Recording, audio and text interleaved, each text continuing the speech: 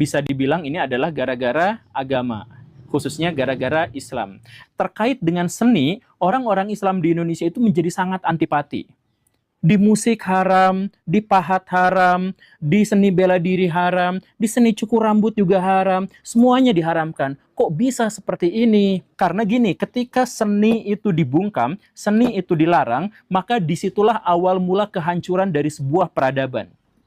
Kan begitu. Nah, dari seni itu kemudian merangsang perkembangan ilmu pengetahuan dan teknologi. Bahasa yang lebih sederhananya, ini salah dan terlalu sederhana, tapi untuk menyederhanakannya gini, otak kiri itu berkembang biasanya setelah otak kanan hidup dengan penuh imajinasi. Puncak kemegahan peradaban Islam di Baghdad, di Turki di masa lampau, itu juga dihiasi dan diawali oleh seni-seni yang berkembang. Baraya misalkan menganggap bahwa seni dalam Islam itu haram. Tapi coba lihat di abad pertengahan, seni musik bukan hanya berkembang, tapi dialah yang menjadi embrio bagi perkembangan seni musik sampai detik ini, sampai sekarang. Nama do, re, mi, fa, sol, la, si itu semuanya adalah nama-nama dari bahasa Arab, dari huruf Arab. Dal, ro, mim, fa, sol, itu kan semuanya dari huruf-huruf Arab yang diterjemahkan dalam bahasa modern. Kenapa bisa seperti itu? Karena di zaman itu musik Islam berkembang. Coba Baraya bayangkan tanpa tanda nagda seperti yang do, re, mi, fa, sol itu musik zaman sekarang kayak gimana? Itu semuanya sumbangsih dari orang-orang Islam abad pertengahan. Sekarang ketika seni dilarang di mana-mana dalam kacamata Islam, misalkan kacamata agama, maka peradaban Islam runtuh dan mundur di mana-mana. Benar gak seperti itu? Tidak ada pengharaman dalam Islam yang sebenarnya itu adalah netral. Yang membuatnya menjadi haram itu adalah cara berpikir kita atau cara interpretasi kita. Misalkan ya, seni musik. Dalam Islam, seni musik itu apa? Haram tidak? Tidak. Cara menafsirkan dalil untuk orang-orang Arab di gurun itu, caranya gini. Ada dalil yang bertentangan, dibentur-benturkan semuanya, sampai akhirnya menemukan satu dalil yang sahih, yang lain diabaikan. Musik itu bisa menjadi haram ketika dia digunakan untuk memuja setan, atau misalkan mengajak orang untuk melakukan perselingkuhan, perzinahan, dan sebagainya. Musik itu bisa jadi baik kalau misalkan ajakannya kebaikan. Jadi tergantung konteks, karena Nabi pun tidak pernah mengharamkan saklek, tuh nggak pernah mengharamkan. Nggak pernah menghalalkan saklek, tuh nggak pernah. Tergantung kondisi. Pas walimahan, bagus, hayo pas walimahan. Pas misalkan dalam konser-konser dangdut apa segala rupa, nggak boleh, karena itu malah mengganggu orang lain. Di antaranya ada satu pertanyaan tentang hukum musik. Pertama, ini standar kami. Saya menyampaikan sikap sebelum menyampaikan hukum. Sikap saya terhadap musik, karena saya ini senang Quran, cinta Quran, dan berharap menjadi bagian dari ahli Quran, maka posisi saya menjauhi musik karena saya tidak suka musik. Gelombang musik itu nggak sama dengan gelombang Quran. Itu poin saya. Itu sikap yang pertama saya sampaikan. Nah, adapun terkait hukum, mesti jujur. Disampaikanlah bagaimana pandangan ulama tentang hukum itu. Walaupun kita punya sikap berbeda, hukum harus disampaikan supaya mengerti. Dari situlah kemudian menyebar Islam meluas sampai ke Persia dan sebagainya. Notasinya berganti. Dari arud dikeluarkan notasi. Ya, ad-durul mufassalah. Durul mufassalah itu mutiara yang tersambung. Lalu kalau kata-katanya dikeluarkan jadi huruf, da, dal, ro, mim, fa, sod, lam, sin, dal. Dikeluarkan jadi melodi, do, re, mi, fa, sol, la, si, do. Itu asalnya. Saya itu riset, Pak, untuk menghukum itu saya riset di sini apa, sini apa. Sampai nanti kemudian dipakainya di apa. Ketika orang Islamnya jauh dari Quran, ini masalahnya. Ngajinya turun, kesunahnya turun, sehingga lemah, kalah. Kemudian orang-orang Islamnya dibawa peradaban ke barat, oleh barat dikembalikan lagi ke sini. Ini yang jadi problem sekarang. Dulu dipakai ngaji, sekarang dibalikin lagi. Ketika jadi notasi, dibentuk notasi yang dikembangkan lagi.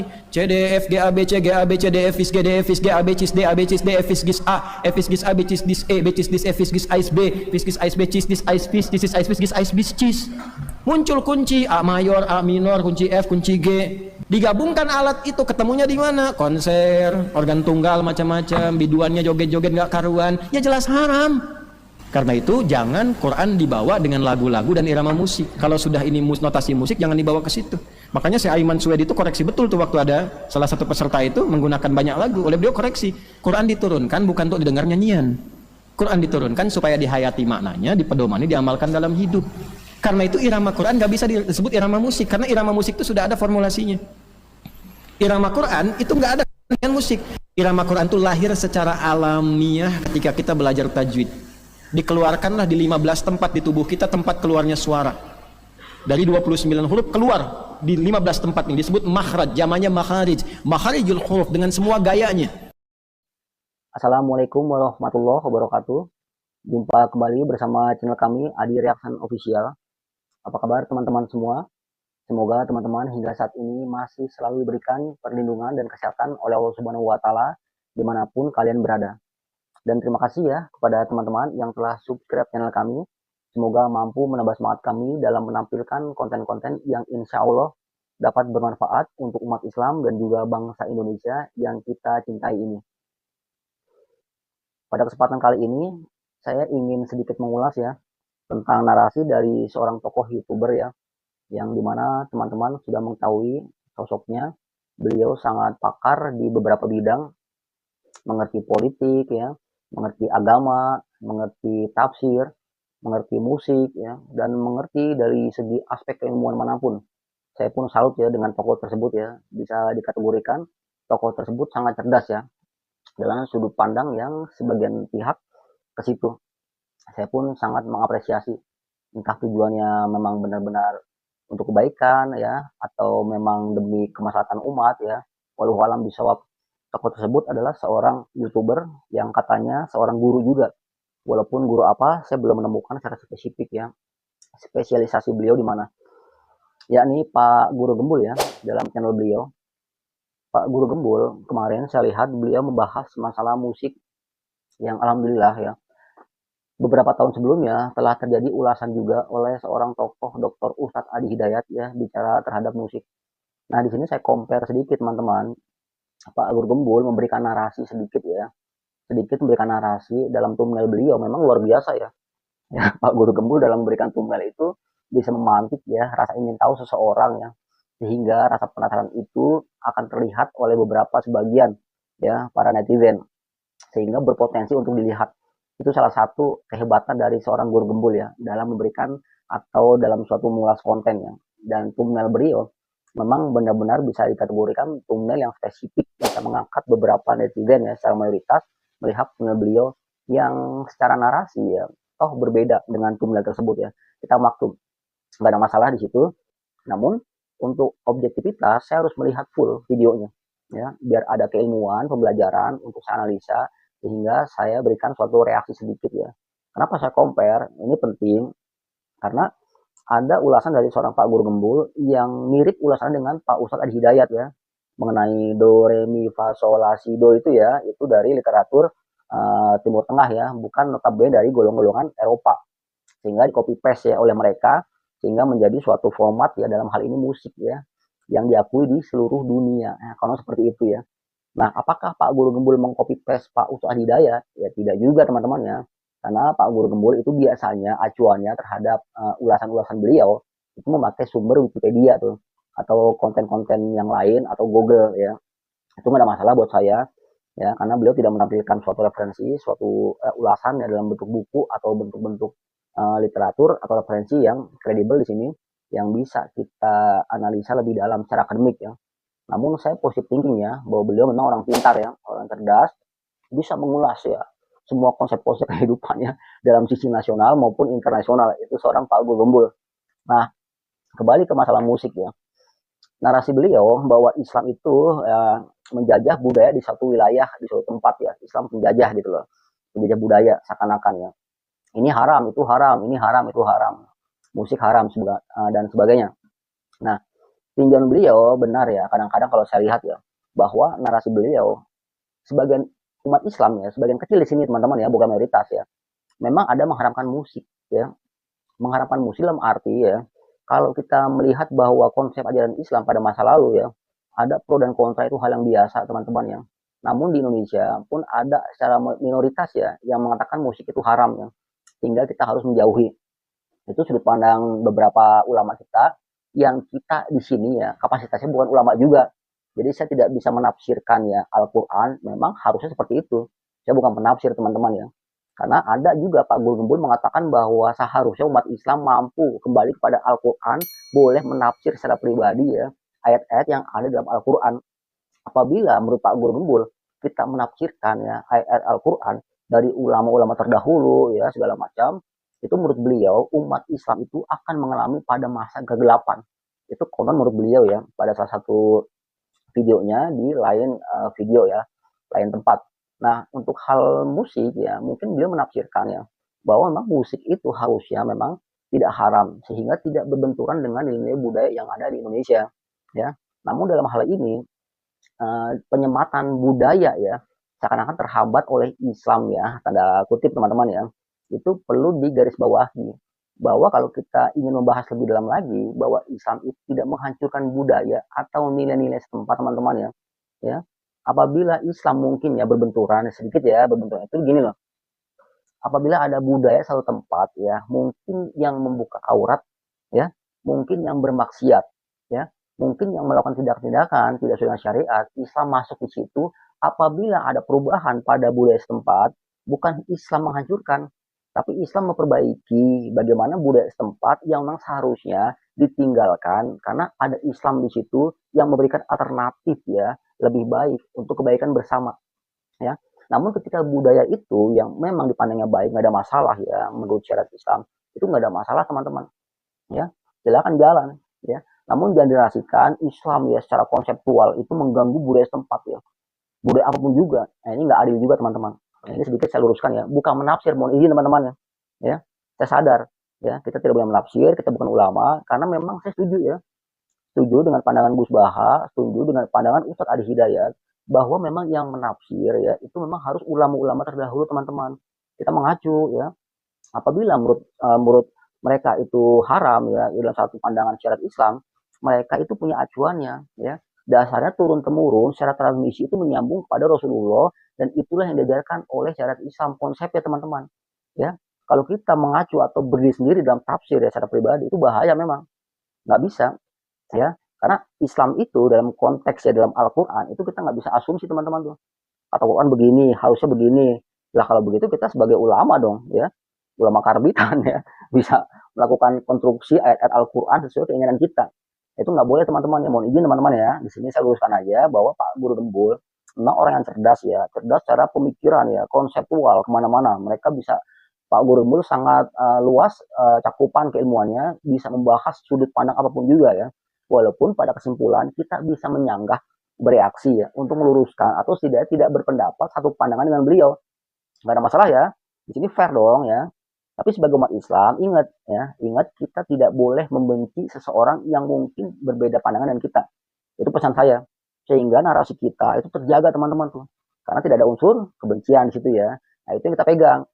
Nah, mengenai konsep musik yang diutarakan oleh Pak Ustadz Adi Hidayat yang pada masa lalu ya, beberapa tahun belakangan ini kemarin ya, pun sempat melakukan polemik, pun sempat ada polemik di beberapa netizen ya, beberapa orang-orang yang mungkin ya kredibel di bidangnya masalah agama ya.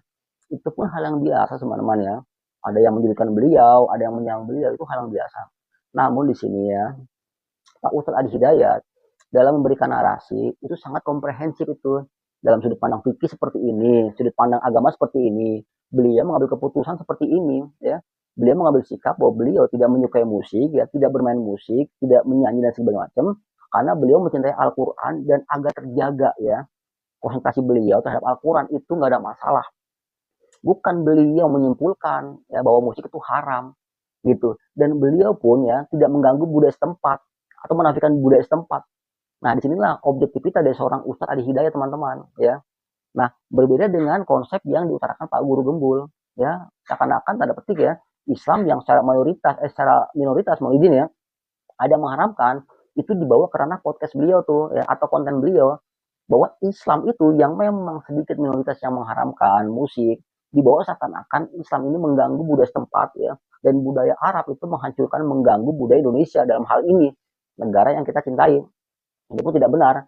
Makanya sedikit saya luruskan di sini bahwa konten Pak Guru Gembul yang membicarakan masalah musik ya, itu saya bisa akui itu nggak ada masalah ya, karena ada benang merahnya sama seperti yang diutarakan oleh Pak Ustadz Hidayat ya, mengenai konsep-konsep bermusik itu memang awal dari Islam sehingga diadopsi dunia Barat ya, di Eropa ya, jadi diambil oleh mereka ya. Secara konseptual ya, kita sudah ada di situ do re mi fa sol la si do dan sebagainya ya. Pun begitu ketika Pak Ustadz Hidayat memberikan narasi yang memang sudah cukup luas, cukup komprehensif ya dalam sudut pandang fikih, agama, syariat pun beliau masih diserang. Apalagi seorang Pak Guru Gembul ya mustahil juga kalau kita tidak boleh menyanggahnya, kita tidak boleh memberikan suatu ya argumen atau kontra argumen ya yang nggak masuk akal juga teman-teman. Itu sah juga. Nah, Pak Guru Gembul juga kan mengulas, membahas atau mereaksi kan, walaupun kalimatnya tidak bereaksi di situ, tapi kan narasinya kan reaksi di situ teman-teman ya. Reaksi dari Ustadz Adi Hidayat, reaksi dari Ustadz Abdul Somad, reaksi Felix Show, reaksi negara dan sebagainya. Namun di sini saya kuatkan saja ya bahwa hal masalah musik itu dalam sudut pandang beberapa ustadz ya memang ada mengharamkan, ada juga menghalalkan ya. Tinggal sudut pandang kita ya harus objektif. Apakah secara minoritas ada yang mengharamkan, apakah secara mayoritas ada yang mengharamkan. Dan kalau tinjauan secara fikih sudah dijelaskan terhadap orang yang memang kredibel di bidangnya, kita bisa mengambil kesimpulan yang menurut kita benar kita ikuti ya. Simpel seperti itu. Jangan kita narasikan ya seakan-akan malah ada ya tanda kutip ya ada suatu apa namanya aliran dalam hal ini Islam yang mengganggu budaya setempat bahwa Islam menjajah ya budaya-budaya setempat yang tadinya halal, tadinya nggak ada masalah, tadinya baik saja, ada Islam seakan-akan mengganggu teman-teman tuh. Karena ini haram, itu haram, ini haram, itu haram. Yang sudut pandangnya kurang objektif. Karena halal haramnya itu ya untuk tujuan kemaslahatan umat Islam ya demi kehormatan ya. Menurut Pak Ustadz Adi Hidayat, apabila Islam mengharamkan korupsi ya, korupsi itu dilarang oleh Islam karena menurut beliau itu untuk mengangkat derajat kehormatan dari orang tersebut agar tidak korupsi. Ketika orang korupsi, kehormatannya itu runtuh, jatuh di tingkat nazir yang paling bawah. Islam menjaga di situ, ya. Pun begitu dengan musik, ya. Apabila dipakai ya, dalam konsep ya, mungkin suatu kemaksiatan, ya, dibalut dengan konsep-konsep yang mungkin jahiliyah, teman-teman ya, membuka aurat, mabuk-mabukan, berjudi, ya, berjudi, dibalut oleh konsep musik yang begitu megah, mungkin ya konsep itu bisa dikategorikan yang spesifiknya musiknya jadi haram, ya.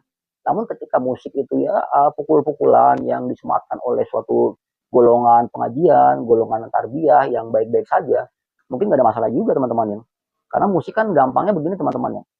Ketika kita bunyikan suatu alat musik atau apapun juga di sini ketika bunyi ya bunyi itu menandakan itu suatu apa musik suatu bunyian itu kategorinya musik dan ketika bunyi ini haram itu menjadi tidak objektif apabila tidak dikaji secara komprehensif secara akidah ya konsep fikih.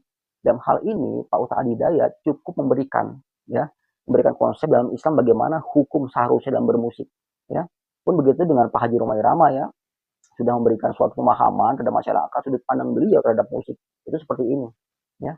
Jadi di sini saya meluruskan saja konsep Pak Guru Gembul dan Pak Hidayat memang ya agak bersamaan pendapatnya ya bahwa konsep musik itu memang ada dalam Islam. Namun narasinya berbeda ya. Pak Hidayat lebih konsentrasi kepada fikihnya karena beliau memang keilmuannya di situ ya, keahliannya di situ. Sehingga beliau bisa merumuskan konsep ya, konsep hukumnya di situ, hukum fikih. Nah, Pak Guru Gembul sebagai YouTuber itu memberikan suatu narasi yang seakan-akan bukan mengambil musik ya teman-teman, mengambil Islamnya. Gara-gara Islam ini nih haram, itu haram segala macam. Sehingga khawatir ya, yang nantinya orang-orang sudah punya pandangan bahwa Islam memang sudah memberikan batas seperti ini ya. Sehingga Pak Guru Gembul memberikan suatu batasan yang lain bahwa di sini bukan masalah konsep fikihnya tapi Islamnya lah di situ yang mengganggu ya secara budaya. Apabila ada budaya-budaya yang mungkin bisa dihilangkan di Indonesia itu gara-gara Islam dan lain sebagainya ya. Nah itu tidak sesuai. Namun saya apresiasi ya Pak Guru Gembul ya. Saya pun tidak ada rasa kebencian di sini ya. Saya pengikut beliau ya Pak Guru Gembul. Jadi begini teman-teman ya. Saya melihat konten-konten ya tidak hanya melihat konten-konten Islami. Nggak bisa. Ya, saya melihat konten Esa Soru, saya melihat konten Donditan, saya melihat konten-konten ya pendeta-pendeta lain di sana. Saya melihat konten-konten ya sekularisme, ya pluralisme dan lain sebagainya untuk menambah wawasan kita ya menambah literasi kita teman-teman ya agar kita bisa memahami dalam sudut pandang beberapa sebagian pihak yang katanya pintar katanya akademis katanya cendekiawan ya kita bisa melihat dalam sudut pandang yang objektif teman-teman jadi jangan kita sempit pada satu pemikiran tokoh yang sudah kita gandrung di situ ya kita nggak mau lagi berpikir atau melihat pendapat-pendapat dari orang lain di luar Islam nggak boleh juga teman-teman ya kita harus melihat sudut pandang yang meluas dalam konsep literasi ya agar kita bisa cerdas dalam mengambil keputusan ya teman-teman ya jadi Pak Guru Gembul salah satu YouTuber yang saya lihat ke podcast-podcastnya minimal ya kalau ada yang saya harus reaksi saya reaksi demi kebaikan tanpa rasa kebencian terhadap Pak Guru Gembul ya Karena di situ saya harus mengakui Pak Guru Gembul dalam memberikan narasi ya, memang agak cerdas ya, agak cerdas, dan thumbnailnya itu seakan-akan mampu mengangkat dari beberapa netizen yang penasaran, yang akhirnya ingin melihat konten beliau. Walaupun tujuan dari itu apakah viewer, apakah subscriber, apakah monetize, ya wallahu alam bisawab ya. Saya berpositif thinking terhadap Pak Guru Gembul ya. Namun ada pandangan-pandangan yang kalaupun saya tidak selaras ya harap dimaklumi teman-teman ya. Ketika beliau ya mengkritik Habib, oke kita bisa sepaham di situ, yang ada masalah ya. Bukan berarti ketika kita dan Pak Guru Gembul sepaham dalam satu paham yang sama, mengkritik konsep Habib, bahwa Habib itu bukan konteks cucu Rasulullah SAW, bukan berarti semua ucapan Pak Guru Gembul itu kita benarkan. Kan nggak gitu ya teman-teman ya. Ada sudut pandang yang berbeda, ya itu nggak ada masalah ya. Sebagai contoh yang tadi saya sebutkan tuh, bahwa ketika menafsir Al-Quran, Pak Guru Gembul ya mengkhususkan bahwa kita harus mandiri mampu menafsir ayat Al-Quran. Kembali kepada Al-Quran dan As-Sunnah, nggak ada masalah menurut beliau. Namun dalam beberapa pandangan ulama lain tidak seperti itu ya. Harus ada yang ahlinya ketika menafsir ya. Kita bisa menukil ya lewat referensi ulama tersebut ya. Jadi bukan kitanya. Kalau kita yang menafsir bahaya teman-teman ya. Karena kita tidak pandai bahasa Arab ya, kita bukan ulama, kita bukan yang kredibel di bidang Al-Quran, sehingga hati-hati apabila kita menafsir Al-Quran secara pihak atau menurut Pak Guru Gembul secara mandiri ya. Mungkin kalau belajar-belajar yang lain, konsep-konsep berpikir ya, yang disebut materialisme ya, sekularisme dan lain sebagainya, bisa kita berpikir secara mandiri, nggak ada masalah ya. Namun jangan disematkan kepada Al-Quran atau masalah Islam ya, yang di sini sangat spesifik harusnya ahlinya gitu ya, demi kebaikan bersama ya. Karena dalam pandangan Ustaz Adi Hidayat, apabila di Al-Quran ada huruf Arab ya yang terjemahannya itu berbeda dengan kalimat yang apabila di orang Arab itu tidak seperti terjemahan teman-teman.